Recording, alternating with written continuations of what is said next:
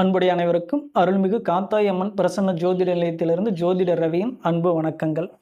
நாம் இன்னைக்கு 1/9/2024 செப்டம்பர் மாத ராசி பலன்களை பற்றி பார்த்துட்டு இருக்கிறோம்.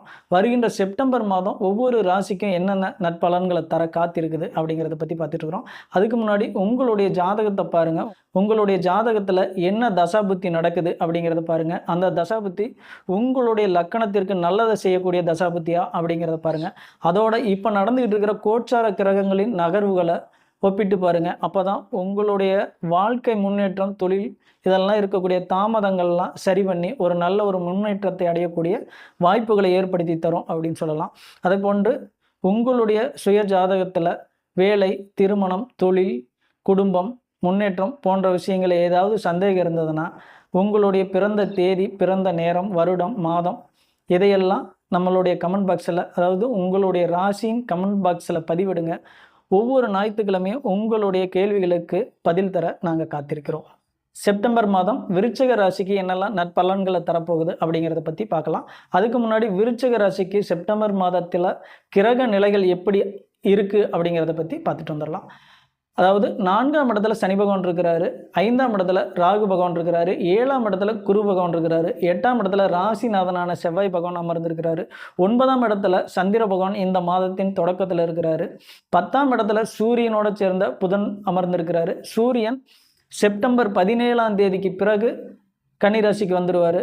கன்னியில் பார்த்தோம்னா 11ஆம் இடத்துல கேது பகவானோட சுக்கிரன் அமர்ந்திருக்கிறாரு. இது இந்த மாதம் விருச்சிக ராசிக்கான கிரக நிலைகள். விருச்சிக ராசிக்காரர்களுக்கு தொழில், வேலை எப்படி இருக்கும் இந்த மாதம் அப்படின்னு பார்த்தோம்னா, தொழில் எப்படி இருக்கும் அப்படின்னம்னா 10ஆம் இடத்துல சூரியனோட சேர்ந்து புதன் பகவான் அமர்ந்திருக்கிறாரு. 10ஆம் இடத்துல புதன் அமர்ந்திருக்கிறது நல்ல விஷயமா அப்படின்னா அவ்வளோ ஒன்றும் சிறப்பான விஷயம் அப்படின்லாம் சொல்லிட முடியாது. ஏன்னா 8க்கு ஆதிபத்தியம் பெற்றவராக அவரே வருவார்.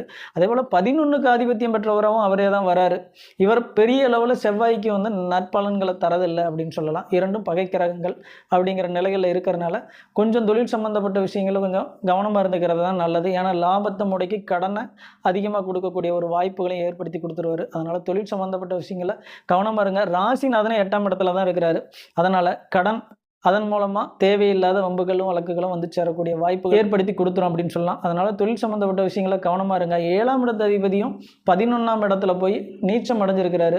கூட்டு தொழில் செஞ்சுக்கிட்டு இருந்தீங்கன்னா கூட்டு தொழில் செய்கிறவங்க இந்த மாதம் முழுக்கவே ரொம்ப ரொம்ப கவனமாக இருங்க. அதுதான் இந்த மாதம் உங்களுக்கு தொழிலில் சிறப்பு அப்படின்னு சொல்லலாம்.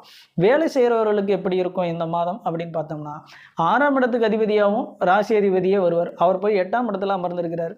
அதனால் வேலையை சரியான முறையில் செய்யுங்க. இல்லைன்னா தேவையில்லாத கடன் சுமைகள் வந்து உங்களுக்கு ரொம்ப சுமையை அதிகரிக்கக்கூடிய வாய்ப்புகளை ஏற்படுத்தி கொடுத்துரும். அதனால் வேலை செய்கிறவங்களும் கவனமாக வேலை செய்கிறது தான் நல்லாயிருக்கும். வேலை செய்கிற இடங்களில் தேவையில்லாத வம்பு வழக்குகளில் எதையுமே ஈடுபட வேண்டாம். அது மட்டும்தான் இந்த விருச்சிக ராசிக்காரர்களுக்கு இந்த மாதம் முழுக்கவே நல்லாயிருக்கும்னு சொல்லலாம். விருச்சிக ராசிக்காரர்கள் ஏற்கனவே கொஞ்சம் முன்கோபிகள். அதாவது எந்த ஒரு தவறு நடந்தாலும் உடனே தட்டி கேட்கணும், உடனே கோபப்படணும் அப்படிங்கிற நிலைகளில் தான் இருப்பீங்க. அது விருச்சிக ராசியுடைய குணமும் கூட. இருந்தாலும் இந்த குணத்தையெல்லாம் கொஞ்சம் ஓரங்கட்டி வச்சுட்டு கவனமாக இருந்துக்கிறது மட்டும்தான் தொழில், வேலை 2 விஷயங்கள்லையுமே இவர்களுக்கு இந்த மாதம் சரியாக இருக்கும். படிப்பு சம்மந்தப்பட்ட விஷயம் எப்படி இருக்கும் விருச்சிக ராசிக்காரர்களுக்கு அப்படின்னு பார்த்தோம்னா, புதன் பகவான் நல்ல நிலைகளில் தான் இருக்கிறாரு. பெரிய ஒன்றும் கெடுதல் தரக்கூடிய இடங்களில் இல்லை அப்படின்னு சொல்லலாம். அதே போல் குருவும் அருமையான இடங்களில் இருக்கிறாரு. அருமையான இடங்கள்ல இருந்து ராசியவே பார்க்குறாரு. இது ஒரு சிறப்பான விஷயம்தான். அதனால் படிப்பு சம்மந்தப்பட்ட விஷயங்கள் படிக்கிற மாணவர்களுக்கு வாக்கு நல்ல விதத்தில் இருக்கும். அதனால் இவர்கள் படிப்பு இந்த மாதம் முழுக்க சிறப்பாக இருந்துடும் அப்படின்னு சொல்லலாம். விருச்சிக ராசிக்காரர்களுக்கு குடும்பம் எப்படி இருக்கும், குடும்பத்திற்கான தன வரவு இந்த மாதம் எப்படி இருக்கும் அப்படின்னு பார்த்தோம்னா, 2ஆம் இடத்துக்கான அதிபதி, அதாவது முழு பாக்கியத்தை கொடுக்கக்கூடியவர் இவருக்கு குரு பகவான் தான். விருச்சிக ராசிக்கு பாக்கியத்தை கொடுக்கக்கூடியவர் குரு பகவானே வருவார். இவர் போய் 7ஆம் இடத்துல அமர்ந்து ராசிநாதனையும் பார்க்குறாரு, ராசியை பார்க்குறாரு. அது ஒரு சிறப்பான ஒரு விஷயந்தான். அதனால் இந்த மாதம் முழுக்க தாராள தனவரவு இருக்கும். பெரிய அளவில் இடைஞ்சல் இல்லை அப்படின்னு சொல்லலாம். இருந்தாலும் கூட என்ன அப்படி பிரச்சனை அப்படின்னா, ராசிநாதன் 8ஆம் இடத்துல இருக்கிறனால குடும்பத்திற்கு தேவையில்லாமல் கடன் வாங்கக்கூடிய சூழல்களை ஏற்படுத்தி கொடுக்கும். அதில் மட்டும் கொஞ்சம் கவனமாக இருங்க. மற்றபடி பெரிய அளவில் கெடுபலன் எதுவும் இந்த மாதம் இல்லை குடும்பத்திற்கு அப்படின்னு சொல்லலாம். வாங்கக்கூடிய கடன் சம்மந்தப்பட்ட விஷயங்களில் மட்டும் கவனமாக இருந்துட்டாலே போதும். திருமணம் சம்மந்தப்பட்ட விஷயங்கள் எப்படி இருக்கும் அப்படின்னு பார்த்துடலாம். 7ஆம் இடத்துல குரு பகவான் இருக்கிறாரு. அவர் யாருடைய நட்சத்திர சாரத்தில் இருக்கிறாருன்னு பார்த்தோம்னா, மிருக சிரீச நட்சத்திர சாரத்தில் தான் இருக்கிறாரு. ராசிநாதனுடைய சாரத்தில் 7ஆம் இடத்துல அமர்ந்திருக்கும் போது கலத்திரஸ்தானம் மிக அருமையான யோக பலனை தரக்கூடிய அமைப்புகளாக தான் இருக்குது. அவர் பார்க்கக்கூடிய இடங்கள் அப்படின்னு பார்த்தோம்னா லாபஸ்தானத்தை பார்க்குறாரு. அதாவது 2ஆம் திருமணத்துக்கு காத்திருக்கிறவர்களுக்கும் நல்ல ஒரு அமைப்புகளை தான் ஏற்படுத்தி கொடுக்கும் அப்படின்னு சொல்லலாம். அடுத்து ராசியே பார்க்குறாரு. ராசியை பார்க்குறது இன்னொரு சிறப்பான விஷயங்கள் தான். அப்போ இவ்வளோ நாள் திருமணத்திற்காக எதிர்பார்த்து காத்திருக்கிறவங்களுக்கு கண்டிப்பாக திருமணம் அமையக்கூடிய வாய்ப்புகளை ஏற்படுத்தி கொடுக்கும். கொஞ்சம் முயற்சியை மட்டும் எடுத்துக்காங்க, நல்லாயிருக்கும். ஏன்னா 3ஆம் இடத்தை தானே பார்க்குறாரு. அப்போ முயற்சி எடுத்துக்கிட்டிங்கனாவே மிக சிறப்பான ஒரு முன்னேற்றத்தை ஏற்படுத்தி கொடுத்துரும் திருமணம் சம்மந்தப்பட்ட விஷயத்தில் அப்படின்னு சொல்லலாம். பொதுவாகவே குரு செவ்வாயோடு இணைஞ்சிருந்தாலும் சரி, செவ்வாயோட நட்சத்திரத்தில் பயணம் பண்ணிக்கிட்டு இருந்தாலும் சரி, அது குருமங்கள யோகம் அப்படிங்கிற அடிப்படையிலே இருக்கிறதுனால இந்த மாதமும் உங்களுக்கு சிறப்பான மாதமாக தான் இருக்குது. திருமணத்திற்கு முயற்சி கண்டிப்பாக பண்ணுங்கள், அதுக்கான வாய்ப்புகள் சிறப்பாக அமையும். உடல்நிலை சம்மந்தப்பட்ட விஷயம் எப்படி இருக்கும் விருச்சிக ராசிக்காரர்களுக்கு அப்படின்னு பார்த்தோம்னா, ராசிநாதனே 6 கூடையவனா 8ல் அமர்ந்திருக்கிறாரு. 8ல் அமர்ந்து அவர் பார்க்கக்கூடிய இடங்கள் பெரிய அளவில் சிறப்பு இல்லை அப்படிங்கிறதுனால கொஞ்சம் உடல்நிலை சம்மந்தப்பட்ட விஷயங்களில் கவனமாக இருந்துக்கிறது தான் நல்லது. ஏன்னா அவர் எங்கே பார்ப்பார் அப்படின்னா 11ஆம் இடத்தை பார்ப்பார். லாபம் வரக்கூடிய வழிகளை தடுத்துருவார். எப்படி லாபம் வரக்கூடிய வழிகளை தடுப்பார் அப்படின்னா, சரியாக தொழில் செய்ய முடியாமல் சரியாக வேலை செய்ய முடியாத ஒரு நிலைகளை ஏற்படுத்தி கொடுத்துருவார் அப்படின்னு சொல்லலாம். அதே போல் 2ஆம் இடத்தை பார்க்கறதுனால குடும்பத்தில் இருக்கிறவங்களுக்கு தேவையில்லாத உடல்நிலை, உடல் தொந்தரவுகளை கொடுக்கக்கூடிய வாய்ப்புகளை ஏற்படுத்தி கொடுத்துரும். அதனால் உடல்நிலை சம்மந்தப்பட்ட விஷயங்களில் ரொம்ப கவனமாக இருங்க. கவனமாக இருந்தீங்கன்னா மட்டும்தான் இந்த மாதம் உடல்நிலை சம்மந்தப்பட்ட விஷயங்களில் விருச்சிக ராசிக்காரர்களுக்கு சிறப்பை தரும். இப்போ விருச்சிக ராசியில் இருக்கிற நட்சத்திரக்காரர்களுக்கு என்னென்ன நற்பலன்கள் நடக்கும் அப்படின்றத பார்த்துக்கிட்டோம்னா, அதில் இருக்கிறது விசாகம், அனுசம், கேட்டை 3 நட்சத்திரம் இருக்குது.